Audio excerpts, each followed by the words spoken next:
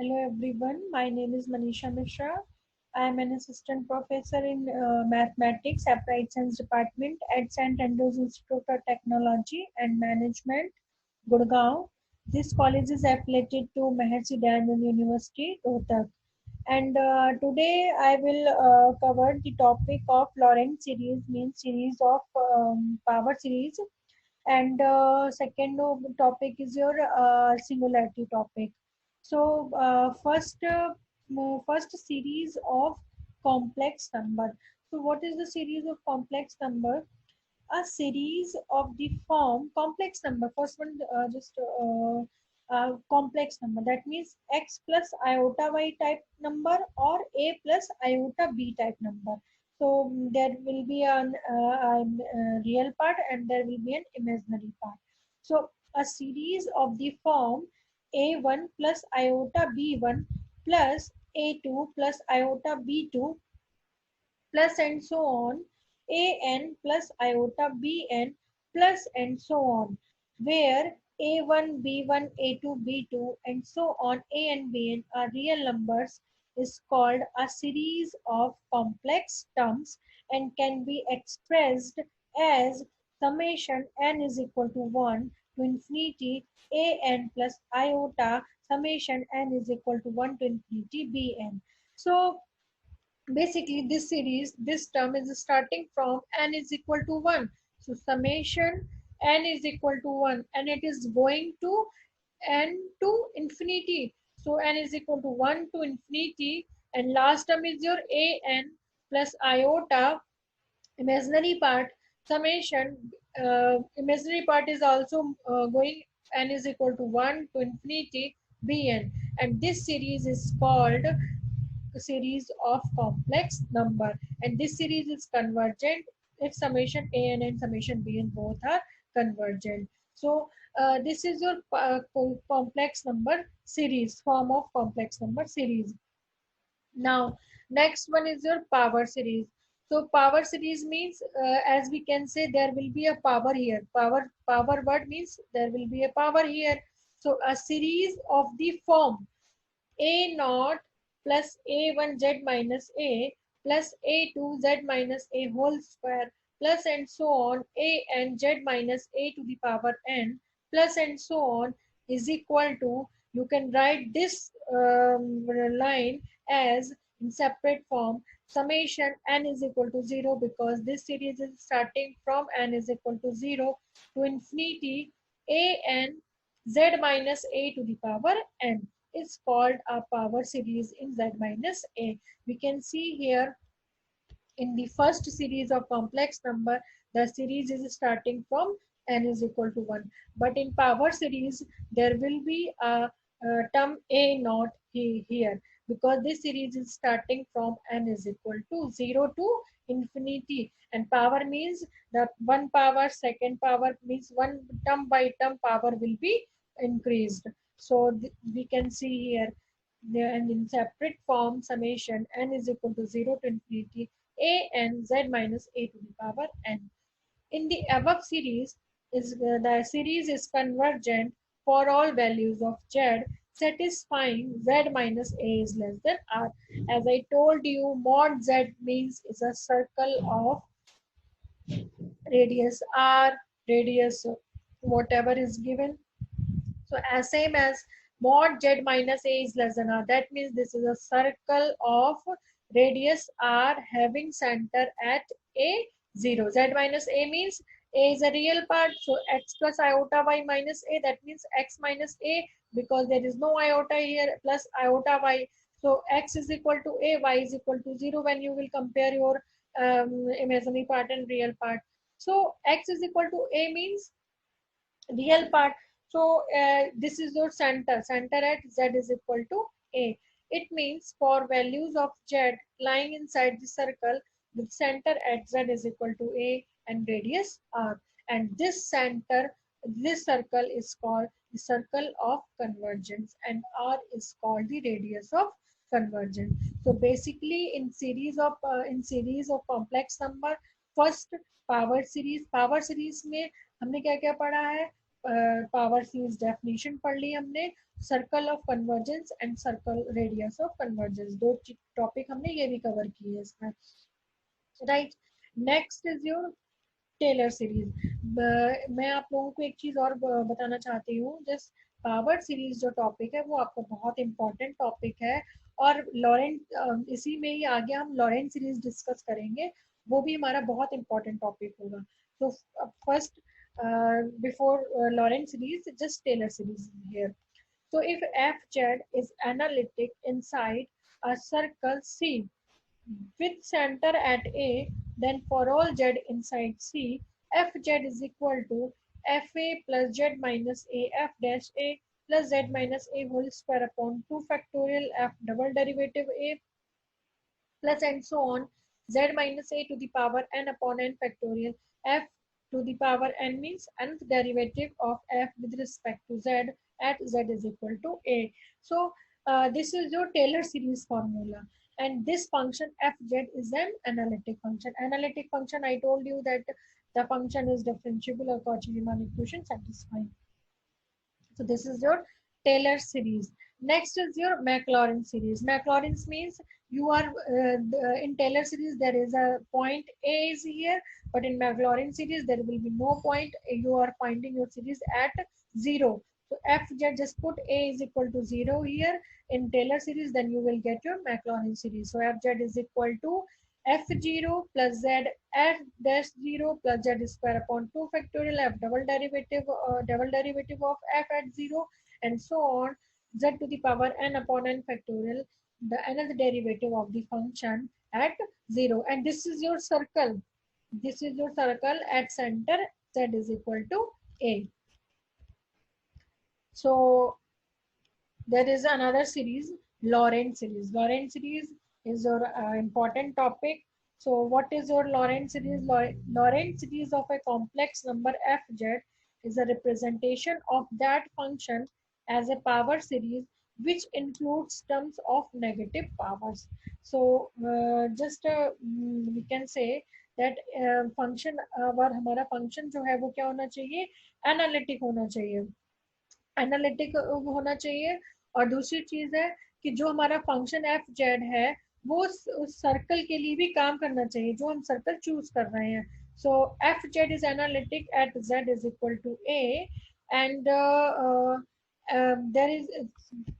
there is a point here. Laurent series of complex number fz is a representation of that function as a power series which includes terms of negative series. That means अगर हम power series में negative term की power को add कर दें तो हमें क्या मिलेगा, हमें Laurent series मिलेगी. This is actually the meaning of this line. So Laurent series fz is equal to summation minus infinity to infinity. The n is equal to 0 to infinity. These are positive term series, and negative for the negative term series, that means minus infinity to infinity. So the summation minus infinity to infinity a n z minus a to the power n z minus a to the power n. Now just like expand the above term. So fz is equal to minus infinity and so on plus a minus 2 z minus a to the power minus 2 plus a minus 1 z minus a to the power minus 1 plus a naught a1 z minus a2 z minus a whole square.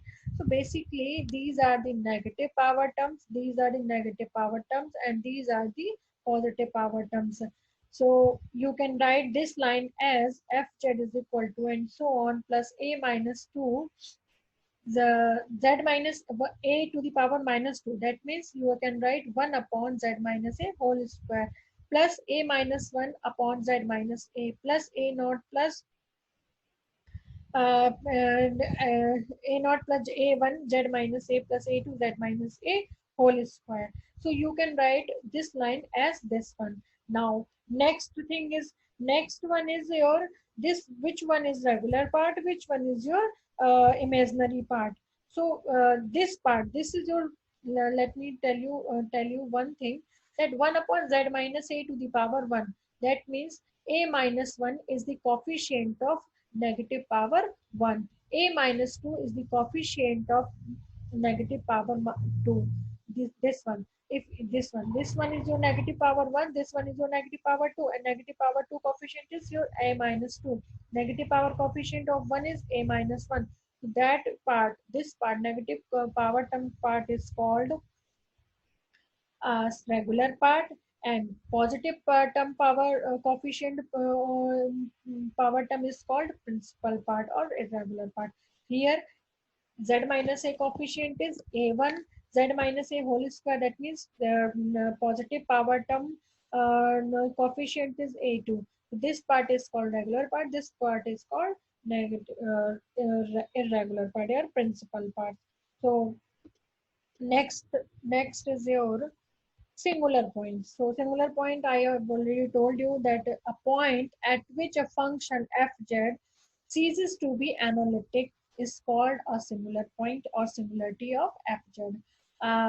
That means at that point your function is analytic. That means if you are putting z is equal to 2, that means 1 by 0, it means infinity, it means undefined, या फिर value does not exist. So that point is called singular point. Now fz is equal to 1 upon z minus 2, so z is equal to 2 is a singular point. Put denominator is equal to 0, then you will get a singular point. Now types of singularities. So types of singularities में first one is your isolated singular point या फिर isolated singularity. So a singular point z is equal to a of a function fz is called a isolated point if there exists a small circle with center a which contains no other singular point of fz. Otherwise, it is called non-isolated singular point. Just look at this one circle. This is your circle. This is your circle C, and a singular point z is equal to a of a function is called isolated if there exists a small circle. So this is your small circle, and except a, there will be no other point here. Suppose there is a point a is there, and you are getting your another point a1 a2 a3, and at a1 a2 a3 and जो भी points है, उन points के लिए अगर आपका function analytic हो गया है ना, तो वो points हमारे क्या होंगे, isolated singular point हो जाएंगे.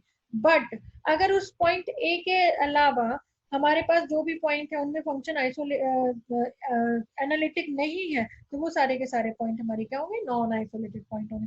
दैट मीन्स उस ए के अलावा हमें कोई भी ऐसा पॉइंट नहीं मिलना चाहिए जिस पॉइंट के लिए वो फंक्शन एनालिटिक हो जाए. तो वो पॉइंट जो ए है वो हमारा क्या कहलाएगा, आइसोलेटेड सिंगुलर पॉइंट कहलाएगा, और जो सिंगुलरिटी होगी वो आइसोलेटेड सिंगुलरिटी होगी. राइट, और जो भी जितने भी पॉइंट होंगे जिन पे फंक्शन एनालिटिक नहीं होगा वो सारे के सारे point non isolated singular point कहलाएंगे. There is an example here, fz is equal to z upon z square minus 1. So put z denominator is equal to 0 for a similar point. So z square minus 1 is equal to 0. So z is equal to 1 and minus 1. It means at 1 and minus 1, your function fz is analytic, but except 1 and minus 1, there will be no other point.